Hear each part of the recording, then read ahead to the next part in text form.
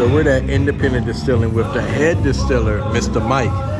Mike, how did you get into distilling? So, whiskey is really what got me to distilling. And, you know, I started out like most people with whiskey, which is, it was Beam and Coke, you know, Jack and Coke. Right. And my dad was a whiskey drinker. And so he'd say, you know, you can drink my whiskey, but you're not going to put it in Coke. And so... That's so disrespectful. Exactly. So that was when I first started, like, drinking whiskey. You know, this stuff's actually pretty good. Grab one of those bottles. So we can show everybody, you know, the logo, the brand. Okay. So, you know, I started back in, like, 2010. Started seeing these small distilleries popping up. And I never even considered the fact that you could make whiskey on a small scale, you know. It's like we were just talking about it. Yeah. You were either a mega distillery or you weren't. Right. And I started getting real interested in just the whole process and learning more about, you know, where whiskey comes from, you know, why is bourbon?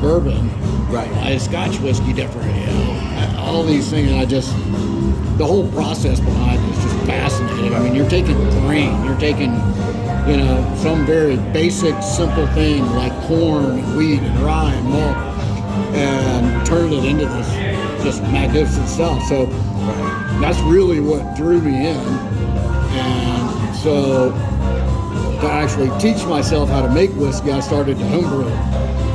Because you can homebrew totally legally. Yeah. You cannot home distill legally, not that should stop you. But all the hard stuff about making good whiskey is on the front end, you know. If you're not putting good stuff into the still, you're not going to get good stuff out. So, you know, essentially you're making beer. If you go up to Kentucky, you'll hear them call it distiller's beer. Right. Because that's what they're doing, is they're fermenting grain. Right.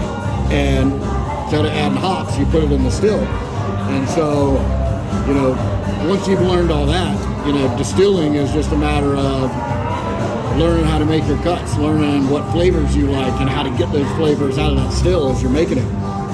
So that was really what got me into this. I got a little carried away with wanting to do this, I guess. And so, you know, it's been an uphill climb. I mean, Georgia's got some crazy laws.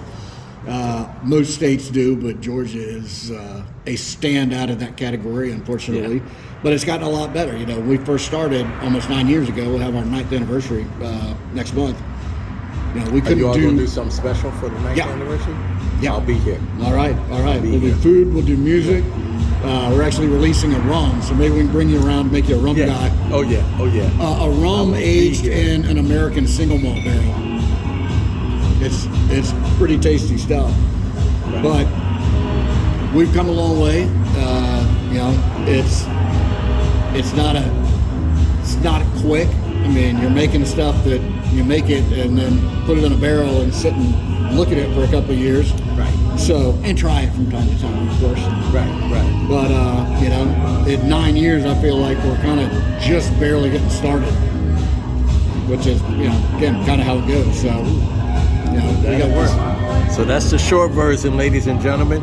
Definitely check them out if you have not been to Independent Distilling in Atlanta, Georgia.